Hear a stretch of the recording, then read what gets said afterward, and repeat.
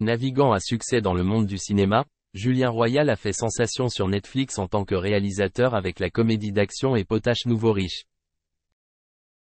La célèbre belle-mère du fils de François Hollande et Ségolène Royal devait y participer, mais il y a eu du changement.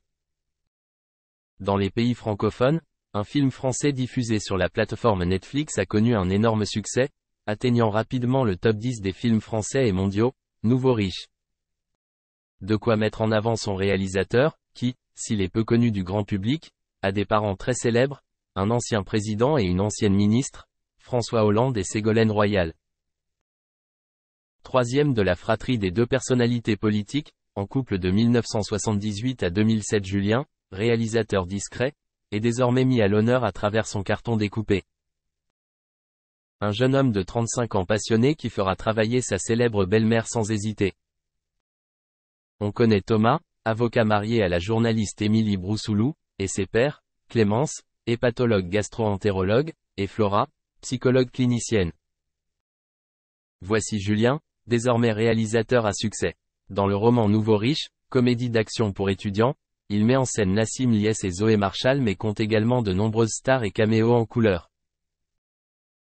On peut également citer Adèle Exarchopoulos, Guillaume Canet, mais aussi Julie Gaillet.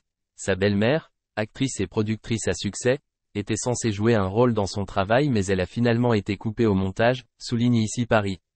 Quant à ses parents, ils n'apparaissent pas, un clin d'œil que le cinéaste a voulu éviter. Car Julien Royal ne veut pas qu'il y ait de confusion, il est arrivé là où il est aujourd'hui grâce à son travail et son amour du cinéma, et rien d'autre. Cela explique pourquoi il a choisi de prendre le nom plus classique de sa mère, Royal, au lieu de celui du père de son ancien président. Avec son apparence des adolescents rebelles et ses longs cheveux blonds, il se démarque également au sein de sa famille. Son compte Instagram est toujours privé, il n'y a donc aucun débat sur le fait qu'il montre sa vie et son travail. Ne se prenant pas au sérieux, il précise dans sa biographie qu'il est le scénariste-réalisateur, Zerma, un mot ironique d'origine arabe.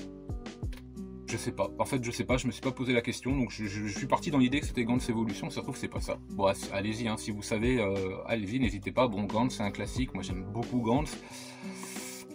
Je sais pas si je vais acheter le tome 1, mais je vais le feuilleter, en tout cas, je vais le prendre dans mes mains, je vais le feuilleter, je vais lire le premier chapitre et on verra bien un petit peu ce qu'il en est.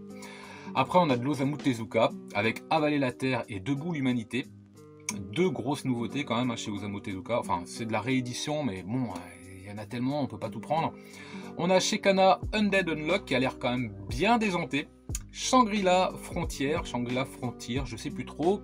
Ça c'est chez Glénat. Chez Pika, I Am Standing on a Million Lives. Et on a eu déjà quelques youtubeurs qui avaient présenté un peu le manga, qui l'avaient eu. Donc a priori c'est pas trop mal.